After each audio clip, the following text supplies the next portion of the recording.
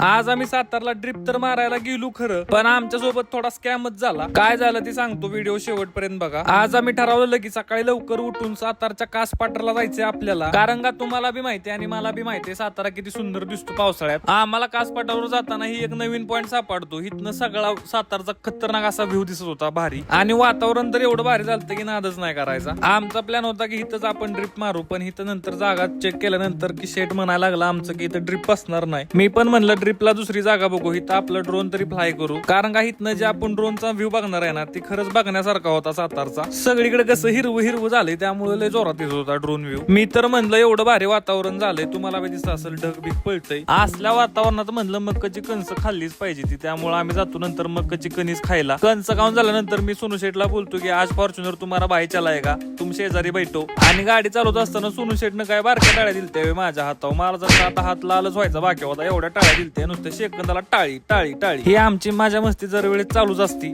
पण नंतर आम्ही पोचलो एका रिसॉर्टला, तिथं म्हणलं चहा प्यावा. तिथं आम्ही चहा तर पिलू, पण तिथनं दिसणारा व्ह्यू एवढा सुंदर होता का नाही, तुम्ही पण बघू शकताय. एक नंबर व्ह्यू दिसत होता तिथनं. तिथला व्ह्यू बघून झाल्यानंतर आम्ही तिथनं पुढे जातो कास पाटारला. तिथं तर काय गुरंही चरत होती सगळं कास पाटारचं गावात. आणि पुन्हा तर काय थोड्या वेळात पाऊसच येतोय आता. आणि आम्ही जिथं ड्रिप मारायला जात होतो ना गाईस, तिथं तर डायरेक्ट चाऱ्याच खाल्ले ते त्यांनी, कारण का तिथे सारखीच सगळी जण ड्रिप मारते का नाही, त्यामुळे चाऱ्या खाल्ले ते. मी तुम्हाला ते व्हिडिओ घेतलं नाही, पण एक अपडेट देतोय. तर गाईज आजच्या ब्लॉग मध्ये एवढंच. भेटूया आपण अजून एका अशाच नेक्स्ट ब्लॉग मध्ये.